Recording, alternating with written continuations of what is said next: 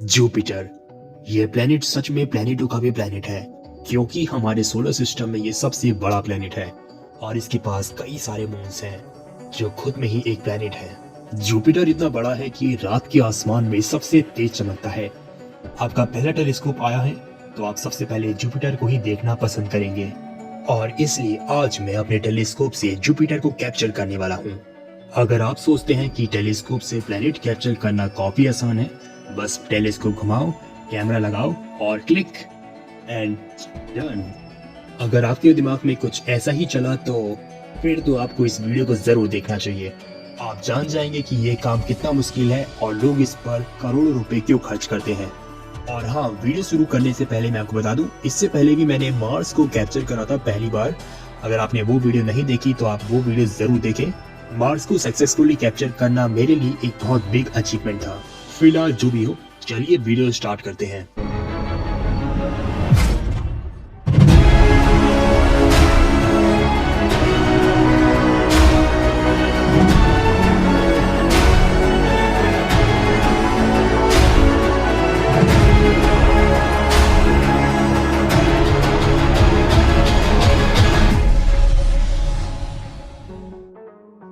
Okay, तो हमने Mars को कैसे न कैसे तो कैप्चर कर लिया था, लेकिन अभी भी कई सारी समस्याएं हैं जिन्हें मैं सॉल्व नहीं कर पाया हूँ। और इन सभी समस्याओं को सॉल्व करने के लिए मुझे टेलीस्कोप को कई बार टेस्ट करना पड़ा।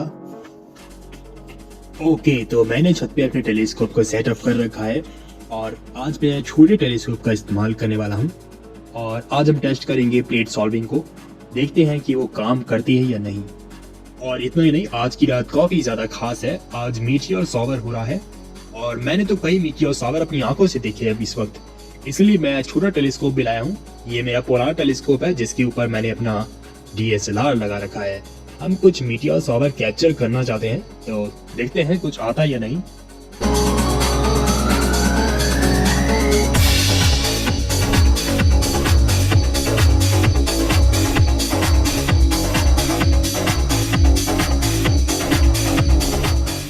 ओके, तो बैड न्यूज़ है, प्लेट सॉल्वर काम नहीं कर रहा है। मैं 4 घंटे से ट्राई कर रहा हूँ, पर कई सारे पैतरे आजमा लिए पर कुछ भी काम नहीं कर रहा। इस प्रॉब्लम को सॉल्व करने में शायद हमें थोड़ा और वक्त लगने वाला है। फिलहाल ये तो फालतू चला गया। देखते हैं कैमरे में कुछ कैप्चर करा या नहीं, कुछ मीटियोर शॉवर। ये भी नहीं है, इसमें भी कुछ नहीं है, इसमें भी कुछ नहीं है, इसमें भी कुछ नहीं है। और ये क्या है? ये तो एरोप्लेन है मेरे ख्याल से। कुछ कह नहीं सकता, पर एरोप्लेन ही लग रहा है। कुछ भी नहीं निकला। पूरी रात बर्बाद चली गई। जी नहीं, रात बर्बाद नहीं गई। हमने अपने इंफ्रारेड कैमरे से कुछ कैप्चर करा। ये है मीटियोर शॉवर। चलो, कुछ ना मिलने से बेहतर है कुछ तो मिला। फिलहाल जो भी हो, आप सोच रहे होंगे कि ये प्लेट सॉल्वर क्या है, इससे क्या होता है, ये सब मैं आपको बाद में बताऊंगा किसी और वीडियो में। फिलहाल मैं आपको बता दूं, प्लेट सॉल्विंग के बिना भी हम प्लेनेट को कैप्चर कर सकते हैं। ये कोई जरूरी चीज नहीं है। और अगर आपको जानना ही है कि प्लेनेट को कैप्चर करने से पहले किन किन बातों का ध्यान रखना चाहिए या आपके पास कौन सा टेलीस्कोप होना चाहिए, तो मेरी पिछली वीडियो आप जरूर देखें। मैंने उसमें काफी डिटेल में आपको समझाया है। ओके, तो इससे पहले हम जुपिटर को कैप्चर करें, मैंने अपने टेलीस्कोप को और भी बेहतर बनाया है और उसमें कुछ अपग्रेड्स करे हैं। इस बार मैं चाहता हूँ कि हमें जुपिटर की एकदम क्लियरेस्ट इमेज मिले, इसलिए मैं अपने सभी कैमरास, लेंसेज, बारो लेंसेज सब क्लीन कर रहा हूँ। इन तरह की चीजों को साफ करने में काफी वक्त लगता है, ये आसान नहीं होता, काफी सावधानी रखनी पड़ती है। ऐसा नहीं है गीला कपड़ा ले, उसे निचोड़े और मार दे कपड़ा और सुखा ले धूप में। इसलिए मेरी आने वाले वीडियो में हम जानेंगे कि इन्हें कैसे क्लीन करते हैं। फिलहाल मैंने एक और चीज को बेहतर बनाया है और वो है कॉलिमेशन। कॉलिमेशन को आप हल्के में बिल्कुल ना ले। ये बात है फोकस की। प्लेनेट को फोकस करना सबसे ज्यादा जरूरी है, वरना आपकी इमेज ब्लरी होगी। इसलिए मैंने वीडियो बना रखी है, आप वो वीडियो जरूर देखें। Surprise, mother. Alright, surprise. तो मैं अपने टेलीस्कोप पर कॉलिमेशन बेहतर बना ही रहा था और तभी मेरे पास कुछ पहुंचा। इस बॉक्स के अंदर जो भी है उसकी कॉस्ट है 15,000 और इसे मैंने बाय करा है वोरियन साइंटिफिक से। वोरियन साइंटिफिक एक वेबसाइट है जो आपको टेलीस्कोप और एक्सेसरी प्रोवाइड करवाती है अच्छी कीमत पर। और मैं तो रिकमेंड करूंगा कि आप वोरियन साइंटिफिक से ही अपने एस्ट्रो गियर्स खरीदिए। फिलहाल जो भी हो, आइए इसे खोलते हैं। ऑलराइट, तो पैकेजिंग काफी अच्छी है। ये बबल रैप्स मुझे काफी पसंद आए। और आप समझ गए होंगे ये है एक ज़ूमो का कैमरा। ओके, इसे बॉक्स से निकालते हैं। वाओ, ये कितना ज्यादा अच्छा लग रहा है। ये कैमरा मेरे दूसरे ज़ूमो कैमरे से बिल्कुल अलग है। असल में ये मोनो कैमरा है। मोनो कैमरा और कलर कैमरे में क्या डिफरेंस होता है ये मेरी आने वाले वीडियो में हम जानेंगे। फिलहाल के लिए मैं आपको बता दूं, इस कैमरे को मैंने बाय करा है ऑटो गाइडिंग के लिए। ऑटो गाइडिंग क्या होती है इसे हम थोड़ी देर में ही जानेंगे। फिलहाल मैंने कैमरे को देख लिया है। अब मैं इसे टेलीस्कोप पर लगा देता हूँ। ये कैमरा हमारे गाइड स्कोप पर लगेगा और फिर मैं इससे SD पोर्ट केबल कनेक्ट कर देता हूँ और USB केबल।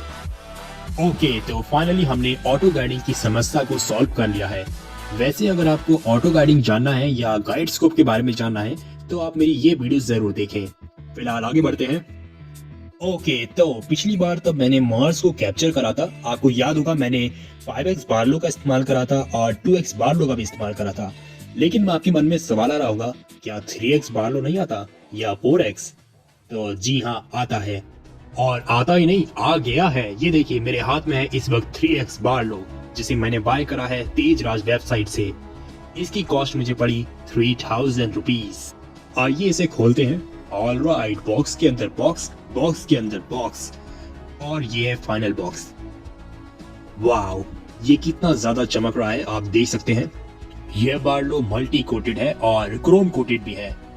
और अब मेरी बार्लो लेंस कलेक्शन कंप्लीट होती है। हमारे पास 1.5x है, 2x है और 5x है और 3x भी है। यह बार्लो लेंस मैंने इसलिए बाय करा है क्योंकि मेरा टेलीस्कोप काफी ज्यादा छोटा है प्लेनेट कैप्चर करने के लिए। इनकी मदद से मैं और भी जूम कर पाऊंगा या कहें ऑप्टिकल जूम कर पाऊंगा। वैसे कई लोगों के मन में ये चल रहा होगा कि ये सब चीजें कितनी महंगी हैं भाई, लेकिन मैं आपको बता दूं ये चीजें तो कुछ भी नहीं है। एस्ट्रोनॉमी या एस्ट्रोफोटोग्राफी की दुनिया में इन चीजों की कॉस्ट तो चिल्लर छुट्टे के बराबर है। आपको मेरा टेलीस्कोप काफी महंगा और बेहतर लग सकता है, लेकिन मेरे लिए नहीं, मेरे लिए इतना काफी नहीं है। मैं अपने टेलीस्कोप में अपग्रेड करता रहूंगा और नए टेलीस्कोप लेता जाऊंगा। ऑलराइट, आज के दिन हम जाने वाले हैं जुपिटर को कैप्चर करने के लिए। इस बार हमने काफी इम्प्रूवमेंट करा है पिछली बार से। हमने कई कमियों और प्रॉब्लम को सॉल्व कर दिया है। मैं कुछ देख ही रहा था, लेकिन तभी मैंने देखा कि हम जुपिटर को तो कैप्चर करेंगे ही करेंगे, लेकिन मैंने देखा कि सुबह के 4 बजे ISS गुजरने वाला है ठीक हमारे ऊपर से। फिर मैंने सोचा क्यों ना ISS को भी कैप्चर कर लिया जाए, वो भी अपने बड़े टेलीस्कोप से। और इस बार हाथ से नहीं, हम ट्रैक करने वाले हैं ISS को, जिसके लिए मैं सॉफ्टवेयर सेटअप कर रहा हूँ ISS ट्रैकिंग के लिए। और ये देखिए इस वक्त हम एक सैटेलाइट को ट्रैक कर रहे हैं। इस वक्त ये वर्चुअल टेलीस्कोप से कनेक्टेड है या कहें सिमुलेटर से। अगर मैं अपने टेलीस्कोप को भी कनेक्ट करूंगा तो वो इस सैटेलाइट को ट्रैक करेगा। ओके, फिलहाल जो भी हो ये तो बस ऑप्शनल है। अगर ये नाकामयाब हुआ तो कोई नहीं, ये तो बस एक टेस्ट है। फिलहाल फाइनली अब हम तैयार हैं अपने सेटअप को ले जाने के लिए। आप देख सकते हैं यहाँ पर कितना सारा सामान है जिसे मुझे छत पर शिफ्ट करना है। तो चलिए चलते हैं और सेटअप करते हैं।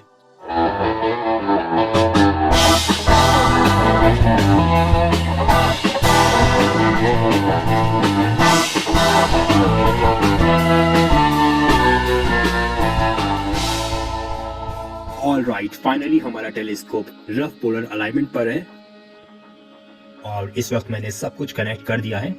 आप देख सकते हैं मेरे लैपटॉप के सभी पोर्ट्स फुल हैं। मुझे माउस को कनेक्ट करने के लिए भी जुगाड़ करना पड़ा। वेट, हम कोई एडवर्टाइजर नहीं कर रहे, इसे काट दो।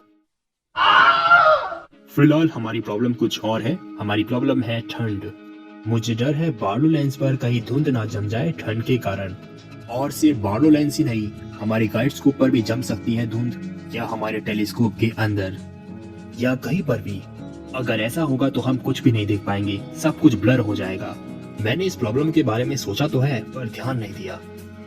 फिलहाल मुझे ये छूने में तो काफी ठंडे लग रहे हैं। देखते हैं क्या दिखता है।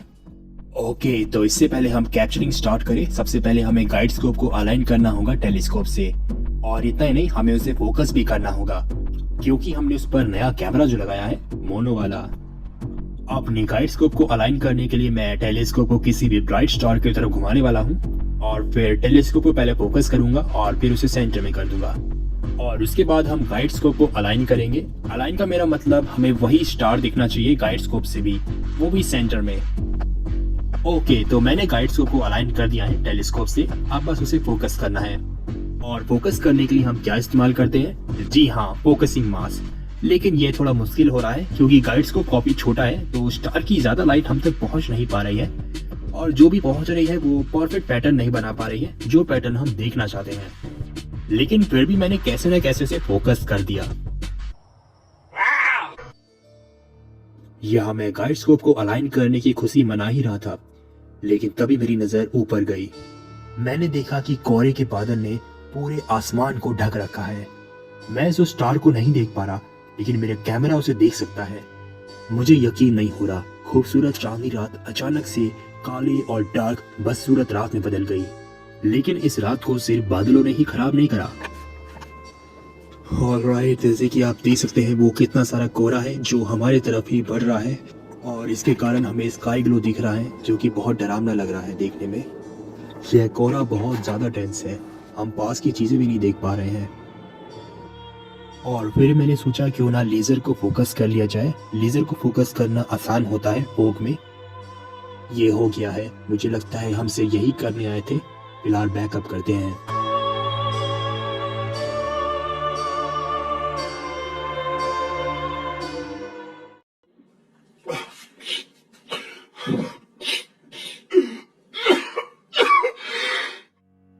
ओके, तो मुझे बहुत ज्यादा गुस्सा आ रहा है।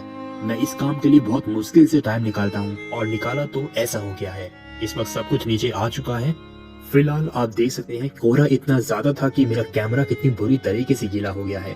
ऐसा लग रहा है बारिश आई हो। मेरे टेलीस्कोप पर भी काफी पानी है।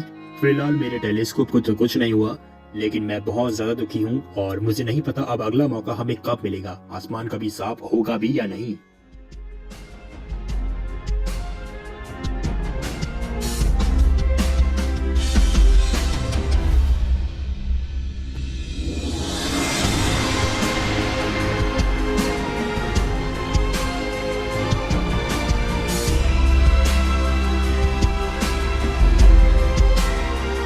ओके, तो हमें कई दिनों बाद फिर मौका मिला है। आसमान साफ लग रहा है, लेकिन कब तक रहेगा ये मुझे नहीं पता, इसलिए मैं काफी जल्दी आ गया हूँ। हमने टेलीस्कोप भी सेटअप कर दिया है, और अभी शाम हो रही है।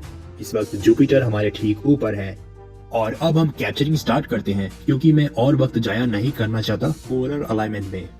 ओके, तो टेलीस्कोप को जुपिटर की तरफ घुमाते हैं। ये हमने क्लिक करा एंड डन। ओके, तो जुपिटर इस वक्त हमारे फील्ड ऑफ व्यू में नहीं है। ऐसा इसलिए क्योंकि हम 3x बार्लो का इस्तेमाल कर रहे हैं, और पोलर अलाइनमेंट इतना एक्यूरेट वाला नहीं हुआ है, हमें इतना टाइम नहीं मिला। इसलिए मैं टेलीस्कोप को मैनुअली पॉइंट करने वाला हूँ जब तक हमें जुपिटर नहीं दिख जाता। ये आ गया। अब इसे सेंटर में कर देते हैं एंड लॉक। और फाइनली अब आप जुपिटर को देख रहे हैं। हम यहाँ पर उसके कई मून्स को देख सकते हैं। हमें कैप्चरिंग स्टार्ट करने के लिए सबसे पहले सेटिंग को एडजस्ट करना होगा। मैं कोशिश करूंगा कि मैं गेन को कम रखूं क्योंकि हमें गेन्स नहीं चाहिए। हमें एक्सपोजर थोड़े बढ़ाने होंगे, लेकिन इतना भी नहीं। हमें चाहिए एक सही तालमेल इन दोनों के बीच। ओके, तो अब ये काफी नेचुरल लग रहा है। हम जुपिटर की इसमें काफी अच्छी खासी डिटेल देख पा रहे हैं। हमें मून्स विजिबल नहीं हो पा रहे हैं, ऐसा इसलिए क्योंकि जुपिटर काफी ब्राइट है मून के कंपैरिजन में। जो भी हो, चलिए कैप्चर स्टार्ट करते हैं। हम लिख रहे हैं जुपिटर यूवी आया कट फिल्टर। हम जुपिटर को ऑब्जर्व कर रहे हैं विद यूवी आया cut filter and start capture. Okay, अब मैं थोड़ा आराम कर सकता हूँ। हमें काफी ज्यादा फ्रेम चाहिए जुपिटर के, लेकिन हमें ज्यादा लंबे समय तक कैप्चर नहीं करना है क्योंकि जुपिटर अपनी एक्सिस पर काफी तेजी से रोटेट करता है। जुपिटर अपने हर 10 घंटे में एक रोटेशन को पूरा कर लेता है, यानी उसका एक दिन 10 घंटे के बराबर है। इस कारण से जुपिटर का सरफेस बदलता रहता है।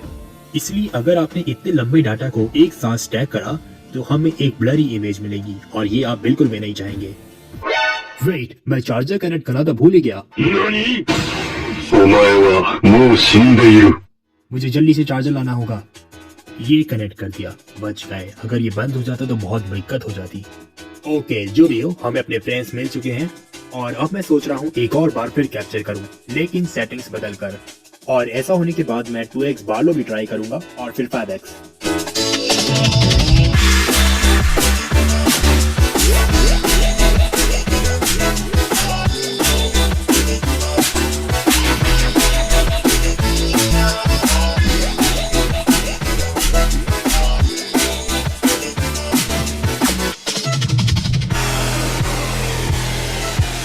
ओके तो मुझे जितने सीक्वेंस ट्राई करने थे मैंने ट्राई कर लिए हैं। इस वक्त जुपिटर कैप्चर हो रहा है विथ 5x। और जब तक मैं सोच रहा हूँ कि कैमरे से जुपिटर को कैप्चर करूँ, मेरे पास ये कैमरा है। ये कोई आम कैमरा नहीं है, ये एक स्पेशल कैमरा है। अब देखिए मैं इसे जुपिटर की तरफ जूम करने वाला हूँ। ये देखिए डिटेल्स, मून्स दिख रहे हैं। वाओ, यह कैमरा अपने आप में ही एक छोटा टेलीस्कोप है। ये 50x ऑप्टिकल जूम कर सकता है। और सेटिंग एडजस्ट करने के बाद हमें कुछ ये इमेजेस मिली। ये तो कुछ भी नहीं है। Nice. ओके, टेलीस्कोप की तरफ वापस आते हैं। इस वक्त टेलीस्कोप ने अपना काम कर दिया और मैंने भी अपना काम कर दिया। अब थोड़ा टाइम बचा है, सोच रहा हूँ मार्स को कैप्चर कर लूँ विथ 3x बारलो। और उसके बाद हम थोड़े डीप स्काई ऑब्जेक्ट ट्राई करना चाहेंगे। और यहीं पर मैं ख़त्म करना चाहूँगा क्योंकि मैं बहुत थक चुका हूँ। हमें और भी काम है।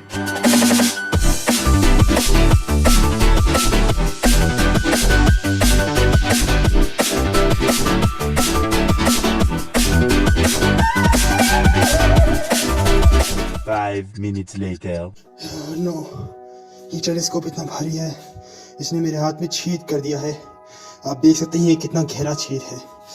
ये बहुत पेनफुल है। अब आप समझे, एस्ट्रोफोटोग्राफी या एस्ट्रोनॉमी बिल्कुल भी आसान नहीं है। ये हर तरफ से आपको बजा डालेगा।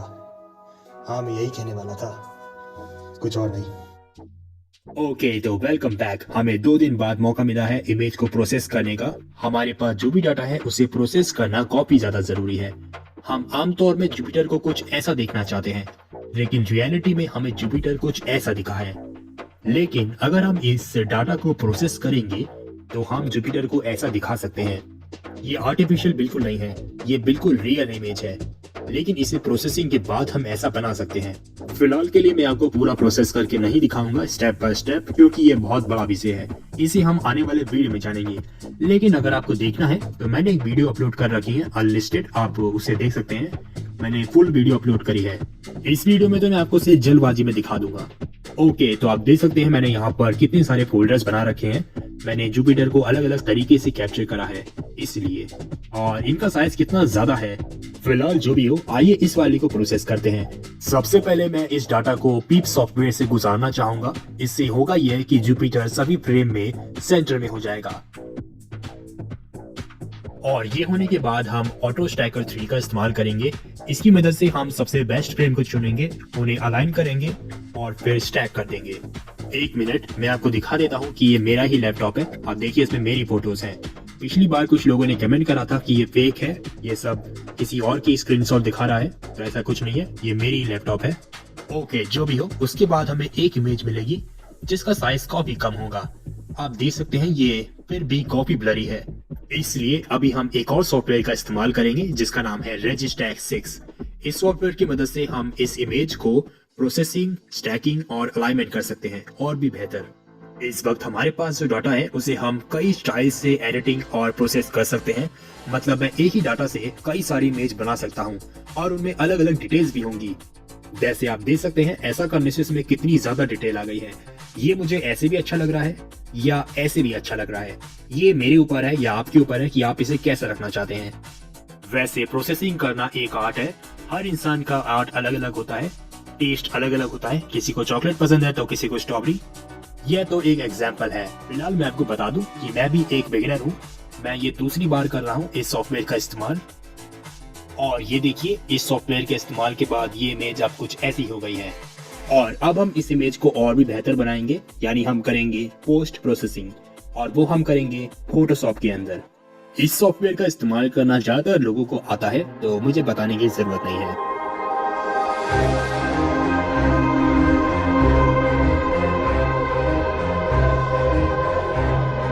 एंड फाइनली पोस्ट प्रोसेसिंग के बाद हमें ये इमेज मिली। तो ये इमेज ठीक ठाक है। अभी तो मैंने आपको सिर्फ एक ही इमेज प्रोसेस करके दिखाया जल्दबाजी में।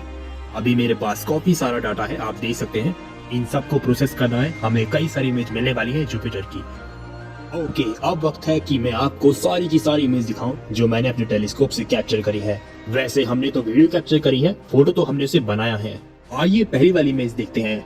ये है रॉ डाटा, उसके बाद हमने इसे स्टैक करा और फिर अलाइन प्रोसेस करा और फिर पोस्ट प्रोसेसिंग, फिर हमें ये इमेज मिली। लेकिन मुझे इसमें कुछ कमी लगी, इसलिए मैंने एक और इमेज बना दी। यह इमेज पहले वाले से भी सॉफ्ट है और कलरिंग भी काफी अच्छी है। इसमें हम ग्रेट रेड स्पॉट को देख सकते हैं। ओके, अब अगली इमेज की तरफ बढ़ते हैं जो कि मेरी फेवरेट है। इसे मैंने कैप्चर करा है फायर कैप्चर सॉफ्टवेयर के अंदर। इस इमेज में जैसी कलरिंग आई है वो काफी अलग लुक देती है इस इमेज को और काफी अच्छा भी।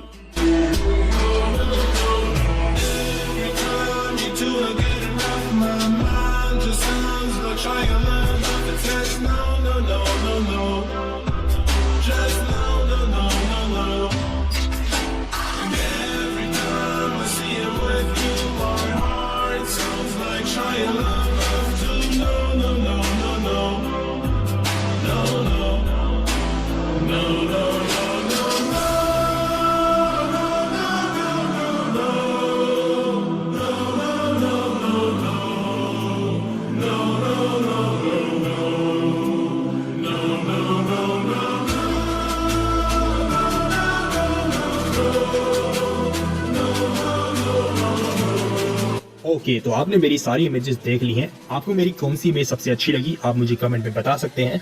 लेकिन अब हम देखेंगे सबसे मजेदार चीज जिसे मैंने बनाया है, और ये है जुपिटर का टाइम लैप्स।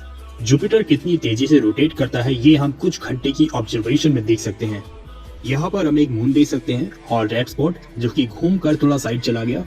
और आपने एक और चीज नोटिस करी होगी, ये थोड़ा क्लियर होता है और फिर ब्लर होते चला जाता है। ऐसा इसलिए क्योंकि जुपिटर आसमान में होराइजन की तरफ जा रहा था, यानी एटमॉस्फेयर का डिस्टॉर्शन बढ़ता चला गया। वैसे हाँ, ये इतना अच्छा तो नहीं बना है, लेकिन भाई ये मैंने पहली बार करा है। मैंने पहली बार जुपिटर को भी कैप्चर करा था, इससे पहले ये काम मैंने कभी नहीं करा है।